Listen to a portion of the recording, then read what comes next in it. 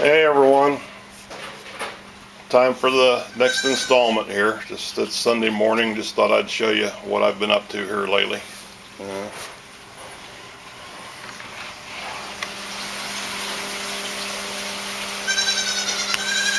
Figured out that my one and only sand filter wasn't quite enough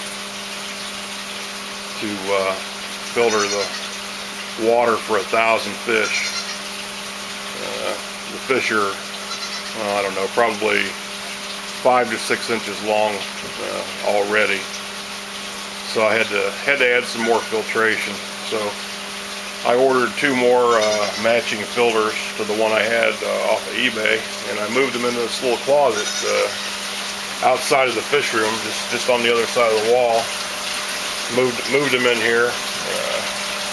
Moved the sieve in here as well, and my pumps.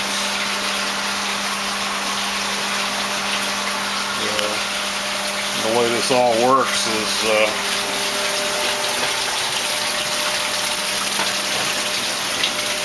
water from the fish tanks, wastewater from the fish tanks, comes out of the other room, if you can see it down here, through this 4-inch pipe coming through the wall and into the bottom of the sieve. The wastewater with the poo comes up in the sieve, over the dam, and down here. Water goes through the screen, 300 micron screen, and it kicks the poo out. That load of poo is from one feeding. I fed these fish at about 7 o'clock last night. It's about 7 o'clock Sunday morning right now. Pretty big load there, and that happens 3 times a day. That's the amount of poo I get every time I feed these fish. I feed them 3 times a day. So the clean water goes through the screen, down into the bottom of the cabinet here, which is the sump.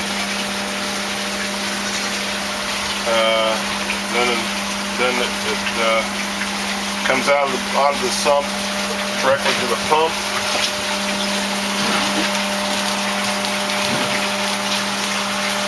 Pumps the water up, around,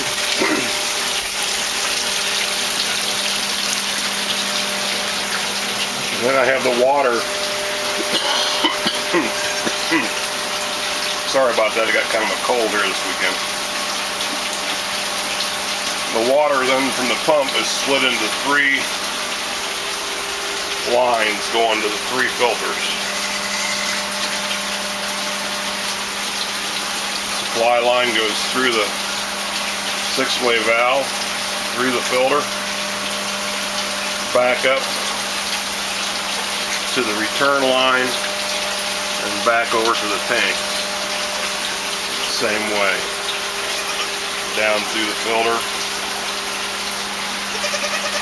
back up to the return line, back over the tanks. Same way, this third one, back down through the filter, back up the return line, back to the fish tanks in the other room. The red valves are all waste lines. That's where the water goes when you're backwash.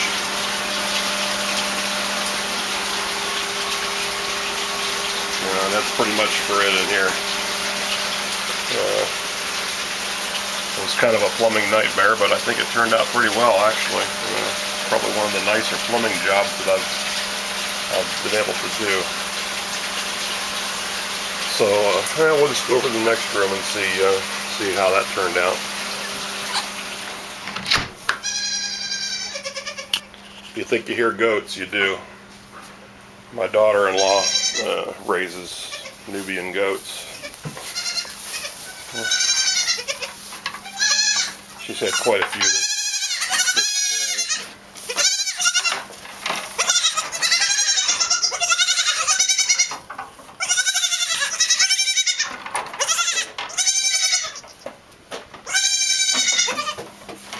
Probably sold 4 or 5 of them this spring already, on top of what she still has in there.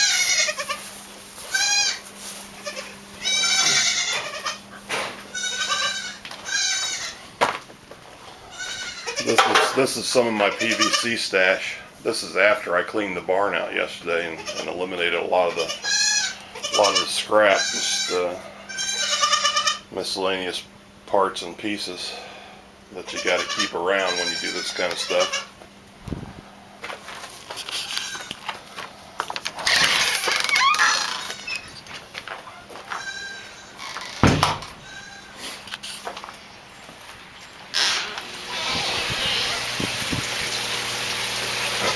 What I gained by moving all the filters over into the other room was 2 additional fish tanks in this room. This location right here is, if you've seen the other videos, is where I used to have the filters and the sieve. So now I have 10 tanks in this room. 100 fish in each tank.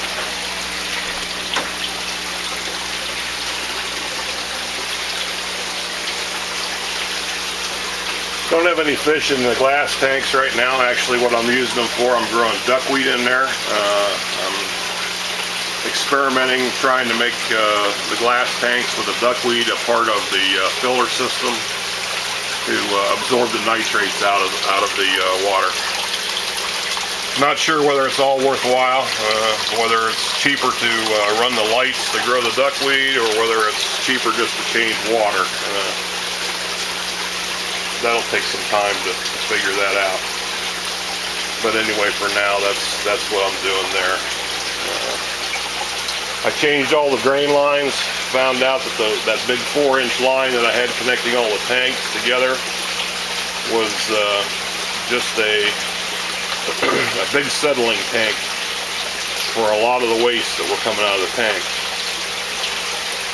Started affecting the water quality, so I downsized the lines, hoping to speed up the water within the line so that not so much waste can collect in the lines themselves. I paired up each tank. I paired up 2 tanks with a common 1.5 line. These 2 tanks. Then I took the shortest path, which is across the floor. I didn't want to do that, but it was definitely the shortest path. And I dumped that into a common 3-inch line. Same way.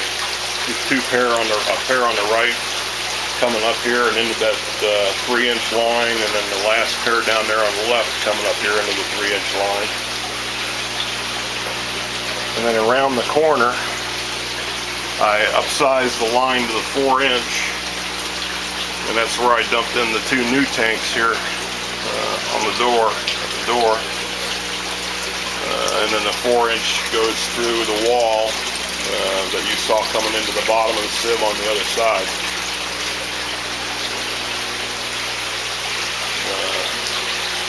Same biofilters, I didn't change them any, except for these 2 new lines here. I had a problem with these five tubes that I had connecting the 2 tanks together. There was a lot of stress on those pipes going across there, and they started leaking pretty bad. So I just I patched the holes in the tanks on one side and just put caps over the pipes on the tank on the right, and then I put these 2 new lines connecting the 2 with a piece of flex rubber inside in between them here, hoping it would relieve some of the stress between the 2 tanks. And then because of the smaller drain lines, the tanks didn't want to keep the same level between all of them, so I had to add balance tubes between the pairs, which that solved the problem.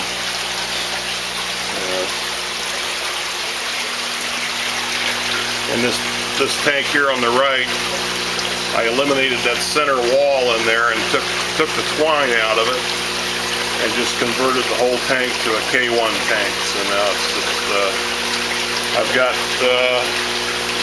200 liter of K1 in there right now, and I've got 200 liter more coming this week, dumping on top of that.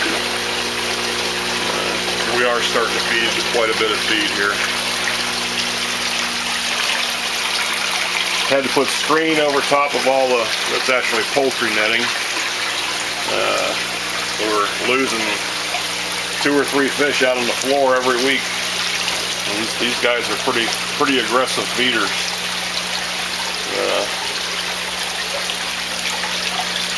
It's feeding time right now. They're not bashful.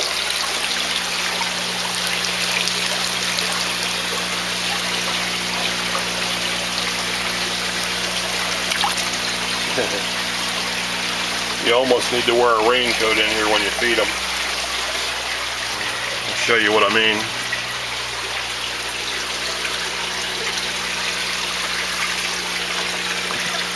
That's Purina Aquamax 400.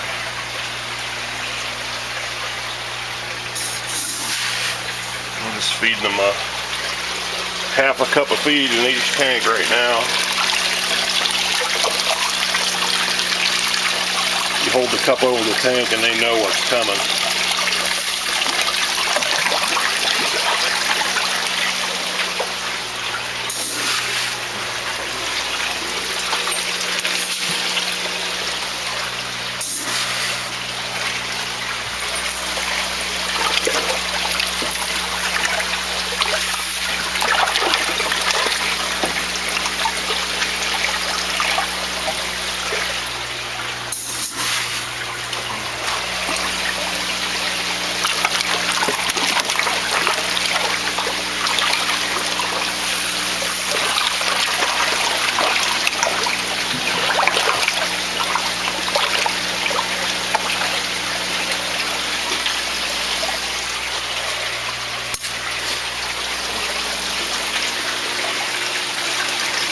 So other than that, that's pretty much it. Oh, something you might have noticed here when I walked by, and maybe you did, maybe you didn't, but if you look at that number 2 tank there on the right, if you think you see fish in the front of it, you do. I put a 28 by 28 viewing window in the front of that tank. The kids definitely like it.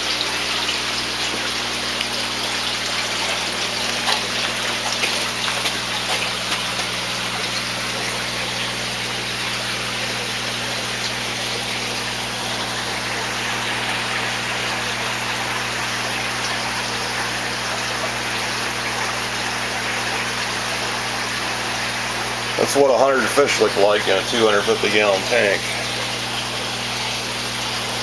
Some of the fish in there are almost 8 inches long. There's a few boss hogs in there.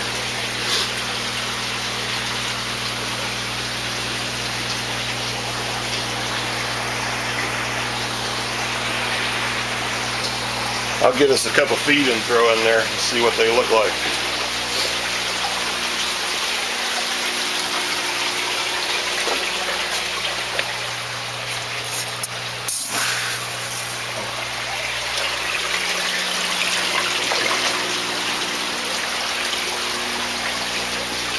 The water's a little tinted brown. The water's clear, but it's just tinted brown. I'm almost sure it's just from this feed.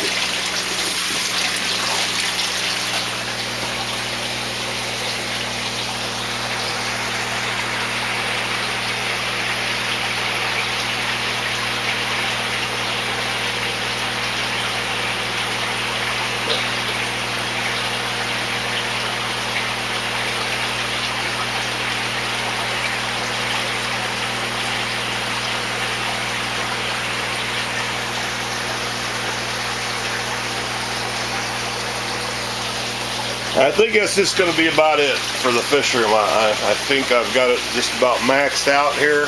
I don't know what else I can do to improve it, unless I figure out that my new filters aren't working the way I think they will.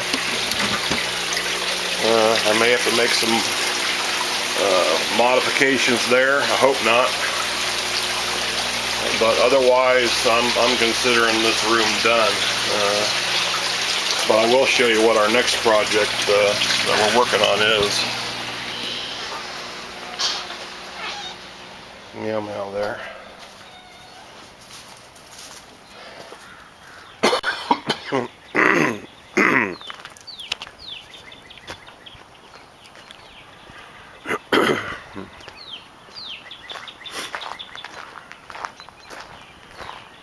We're working on a 20 by 24 greenhouse here.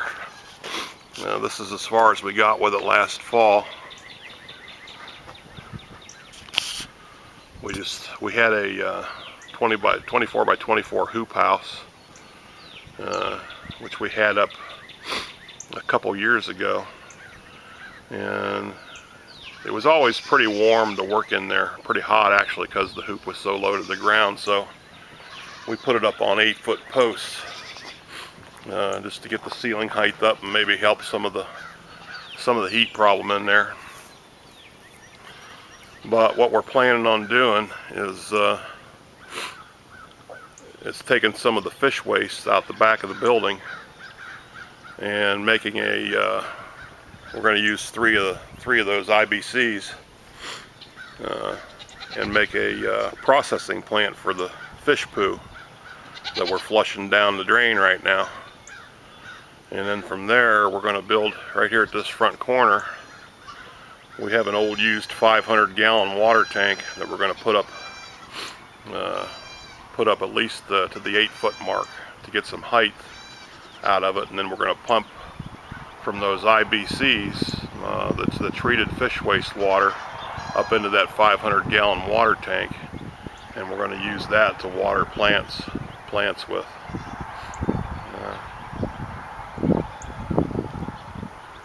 So that'll be our springtime project. So next video you see, I hope to show you that.